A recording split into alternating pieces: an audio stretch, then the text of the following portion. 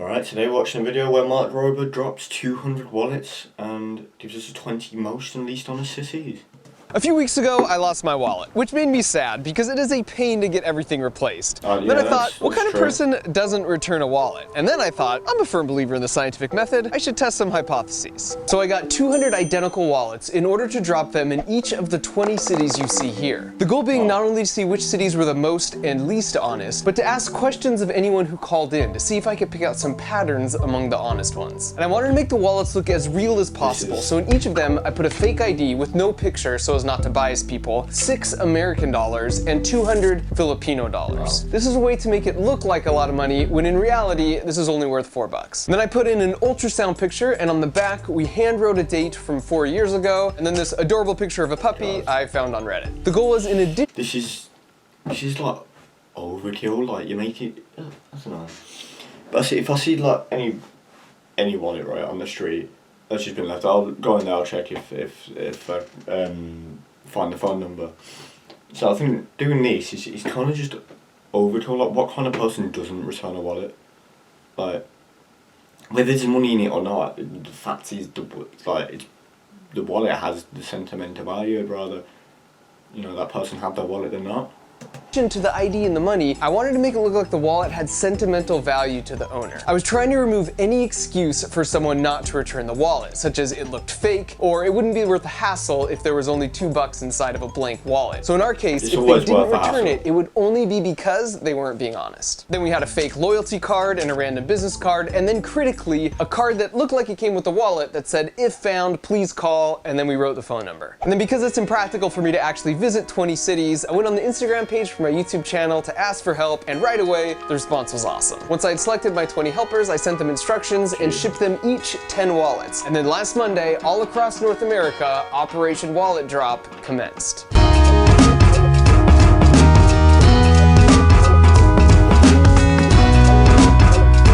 like how he's got them to like record dropping the wallets. I asked them after they dropped the wallets to try and get some secret footage if possible. And to do that, they came up with some pretty clever methods. I'm actually going to tuck the wallet underneath my car so when I drive away it stays in the parking lot.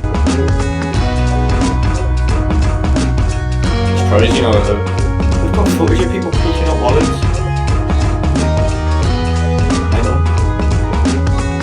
Almost immediately, calls started pouring in from all of the cities. So when people would call in, we asked them 8 questions, such as if they were religious or not, or if there was still money in the wallet when they found it, and if so, of course, we told them just to keep it. So after 3 days of collecting data, here's what we found. For starters, and this blew my mind, 2/3 of the wallets were returned. And of those that were returned, 96% still had the money inside. The average age of one of the callers was 36, which is almost exactly the average age of a person in the US. So how old you are doesn't seem to affect honesty. There's a pretty big disparity in which cities were the most and least honest, and I'll get to the rankings in just a minute. But first I wanted to test a hypothesis that a person without a lot of money and considered poor would be less likely to return the wallet than someone who had a lot of money. And to do this, I looked up publicly available census data and found the zip codes with the highest and lowest medium income. And then I instructed my friends helping in each city to randomly drop half the wallets in the high income area of the city and then the other half in the low income area. And each wallet was marked with a unique number on the back of this card, so we knew exactly which city and location if somebody called it in. And when we tallied it up, 60 wallets were called in from the high income areas and exactly 60 wallets were also returned from the low income areas, which I thought was pretty cool. So a rich person— That is incredibly unlikely. That is so unlikely. That's mental, That's mental. I think maybe the sample size is a bit smaller than that, but even mental.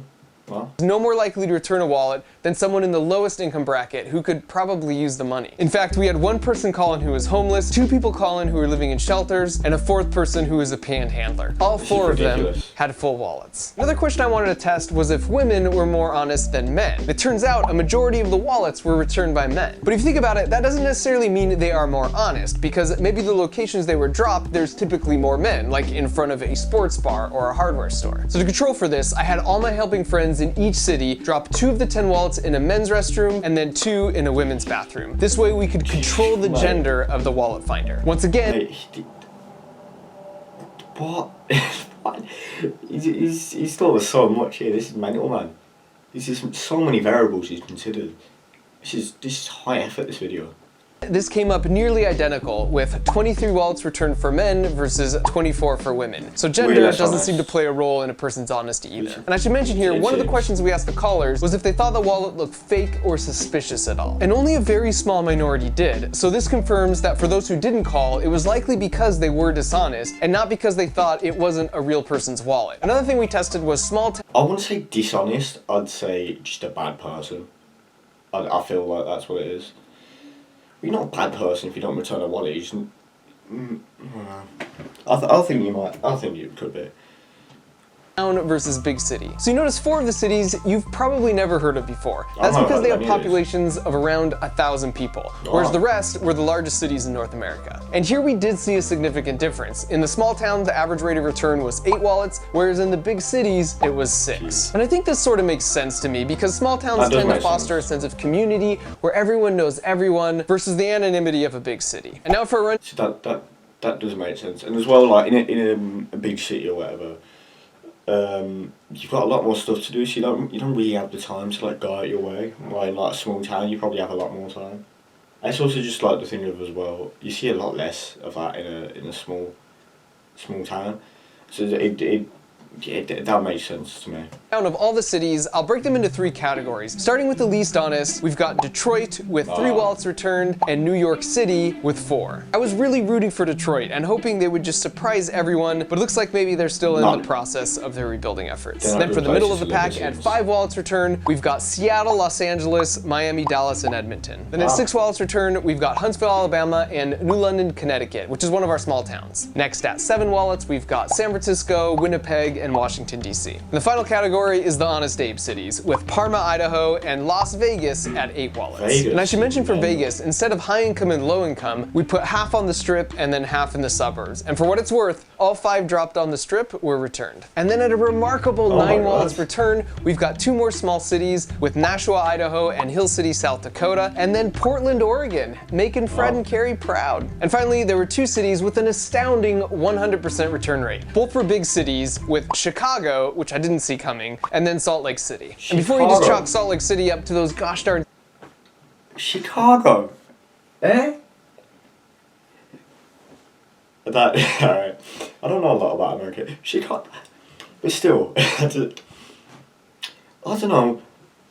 I don't expect that. Super nice Mormons. In Salt Lake, of the 8 people we were able to interview, only 3 said they were religious and only 1 attended church. In fact, about 40% of the people who turned in wallets said they were not religious. And this is close enough to the average for a large city that it's fair to say that whether or not a person was religious seemed to have no outcome on their honesty according to our data. And I should also mention that while our 2 Canadian cities finished right in the middle of the pack, my Canadian friend saw this on his Facebook page right after dropping his wallets. And going the extra mile with a blanket Facebook post to find a random wallet owner is just about the most Canadian thing ever. We also dropped 10 wallets in Disneyland, and we were hoping to get a large number back, but we only got 4 calls from individuals and then 2 from security, who were super confused when they had identical wallets turned in, at which point they made it very clear they would not be calling us back if more wallets came in, because they hate science. So we had to throw Disneyland out as a data point because we just don't know how many got turned into security. So those were the findings, and I'd say from all this, I learned 2 things. The first is that it's a really good idea to put your phone number somewhere in your wallet. That's probably one of the reasons we had such a high rate of return. Also, I found out if you find a wallet, you can drop it in any US post office box and they will return it to the address found on the driver's license, free of charge.